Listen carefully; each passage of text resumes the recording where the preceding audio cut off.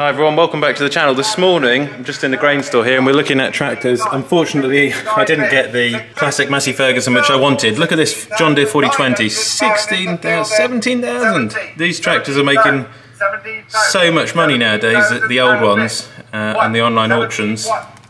17,100 for this John Deere 4020.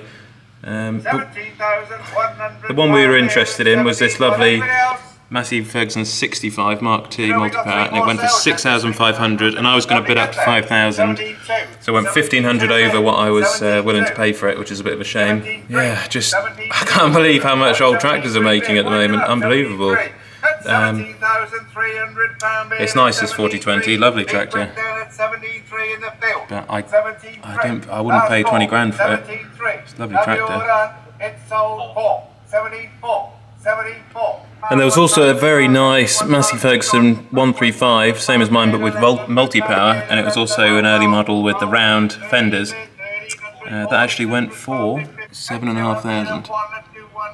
Crazy money. 165, 8,000, 175, 11,800 pounds. 12 grand for 175.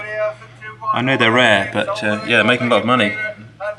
Alright, so I'm just this morning, we've got this box here, which I had the cab roof in the other day. I've got this bag with our fuel hose in. This is what we use to put the red diesel into our tractors. The hose is broken and it's leaking diesel everywhere every time we try and fill up the tractor.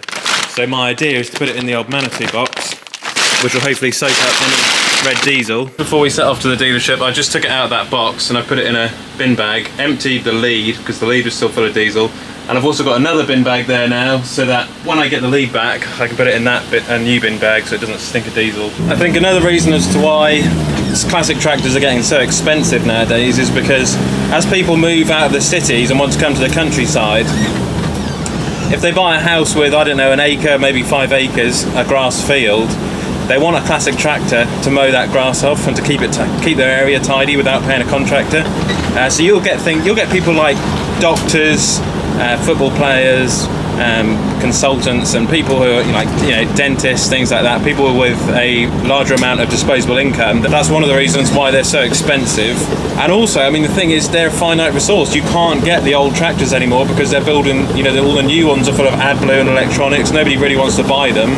The fact is, they were built a lot better back in the day. Hell of a lot better. They were built to last, and it just goes to show that some of these old ones are outlasting once they're rebuilt a lot of the new ones. So it's actually not a bad investment. Now, I mean, a lot of people say, why are you after so many classic tractors? Well, this is why I'm after classic tractors at the moment, because they're going to go up in value from now into the next few decades. If you bought a 135 5 or 10 years ago, you could have picked it up for 4,000 or 5,000. Well, I mean, you could sell that for 6 or 7 nowadays, even if you looked after it and took it out for rallies. So I think that's what's driving the price up. People are getting into classic tractors now, which they never used to. So they're actually becoming like almost like gold, or like watches or things like that. It's an object you can buy, and because of inflation as well, people don't want to put their money in the banks. Why would you put your money in the bank when inflation is just going to ruin your bank balance if you put a little bit of money in your savings? So you're far better off buying a classic tractor or a classic car, whatever you like to buy, whatever you're into, or art or watches. But as a farmer, it's difficult to get a tractor. A small tractor. I mean, those small tractors aren't even used really much nowadays in modern farming, but they're something to enjoy at the weekends. And we're going to go to a ploughing match this weekend actually at Southwold by the beach, and you'll see some lovely classic tractors there, which people enjoy on the weekends, and that's really what they are, isn't it? I suppose. I mean, dairy farmers use classic tractors for scraping out, but I think they seem to be using them less and less nowadays because of all these robots, and you've got, of course, teleporters, which are pretty good, telehandlers. So yeah, it's an interesting time, isn't it? And I'm happy in a way that classic tractors are going up in value, because it's what I pinned my hopes on a while ago. I thought they would go up in value. People say to me, why didn't you buy a house? Why don't you get into houses? But I don't think property is the way at the moment, because unfortunately the housing market, I think the bubble's about to burst on that. The rent is actually low in comparison to what you pay for a piece of property. And then every 5 minutes somebody rings you up, oh, the boiler's broken. Ring up the boiler company, oh, it's 10 grand for a new boiler, the gutters need doing, this needs doing, and by the time, by the time you get around to it, property is not the right, it's not something I'm interested in at the moment. The only property I'd be interested in is I like flat pack Scandinavian lodges and mobile homes, things like that. That's sort of where we are really. Classic tractors, trying to get them for a reasonable price. And on another subject, last night I picked those potatoes after putting the seed beet, and they were absolutely delicious. I just threw them in the oven for about 40 minutes and put some butter on them, forked it in, bit of tuna mayonnaise, baked beans, cheese, and some cucumbers from the house, from the garden at home. And you can't get any better, can you? And I think going into the future we should all try to produce food locally, and if you've got a vegetable patch, that's absolutely fantastic, rather than relying on the supermarkets, which might have shortages. Inflation, yeah, if you can get it off the farm, or if there's a farmer you can buy it off, that's even better. Right, we've just come back from the dealership. We were at Hayward's. I drained the pipe of diesel here on the farm, but then for some reason it then decided to start leaking in the dealership. But anyway, they can't get a tube to fix the diesel pipe because of the good old part shortage. So we've just rang the company up who sell the diesel tanks, and we've asked them, could we please buy a diesel hose off maybe one of their show models or off their demo ones, and they're going to find a diesel hose from a diesel tank. Because you just can't get the tube at the moment. We're so reliant on other countries making products for us to, we just import everything. When there's something like a pandemic, or, if companies around the world go bankrupt, or if there's a labour shortage, we can't get any of the parts. So, things might go back to the old ways here, and you have to make parts yourself. On another note, I've got a lovely bit of French cheese with some cucumber for lunch today, and toast.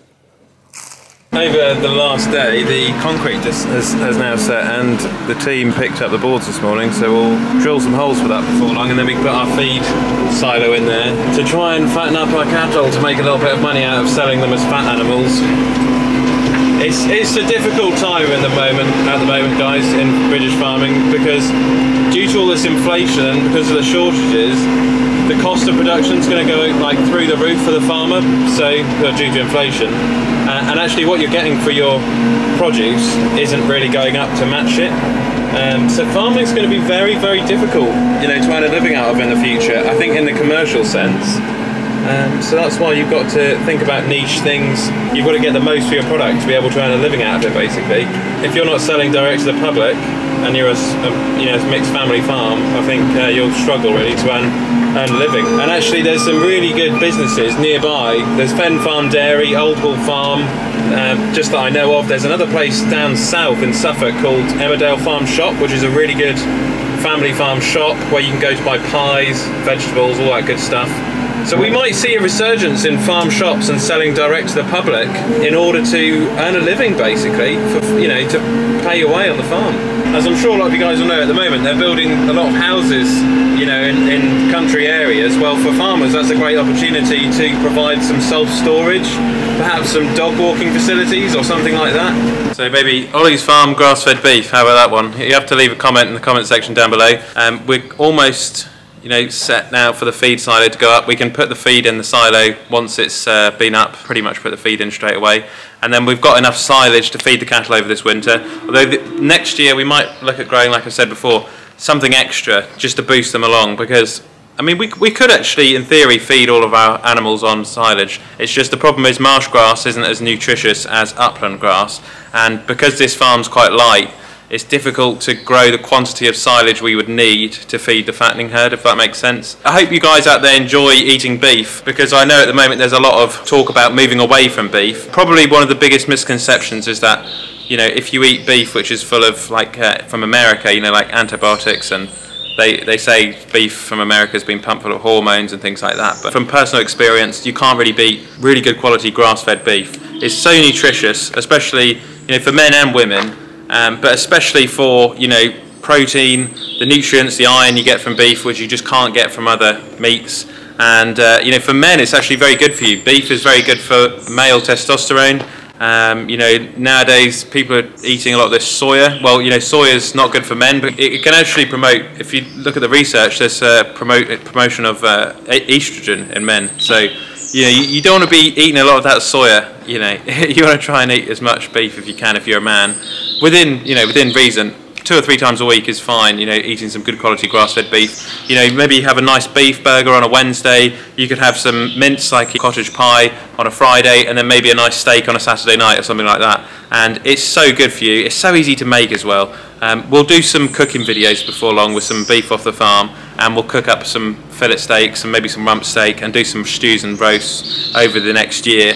And I'll show you how I prepare a little bit of beef throughout the week. So I mean, I like I say, 3 nights a week I have a bit of beef, and then fish as well, which I get locally from the sea, from Southwold, and then also I like a bit of chicken as well from locally pasture-raised chicken farms around here.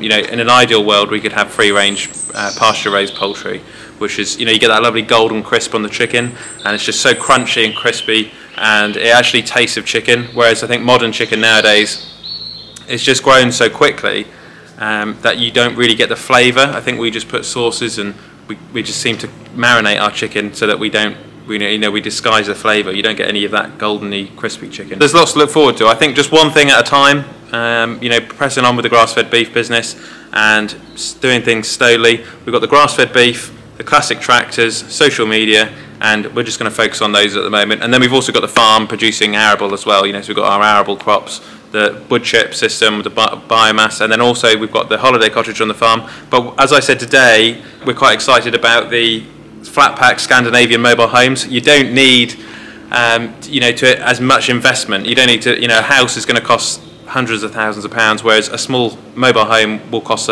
significantly less, maybe even £20,000 to £40,000, depending on the type of house or mobile home you go for. So I think that was, you know, for renting out to people to enjoy a holiday, I think that's probably a much more, you know, sort of cost-effective solution. And if anybody out there has got a lovely classic tractor which they would love to be restored and seen on the channel, maybe a 65, it could be a 35X, preferably not a 135 because we've currently got the 135, but something like that, we would be really interested in having a look at it on the channel and potentially buying it if you'd let us buy it. So yeah, enjoy the rest of your day, whatever you're up to. It's a lovely sunny day. We need to enjoy the rest of these sunny days before it gets dark and gloomy. And be positive as well. I know we've been a bit dark and gloomy today about the part shortage and what's going on in the world and the cost of production, but do be positive because we will get through this and we'll come out better on the other side. So enjoy the rest of your day, and I'll catch you on the next one.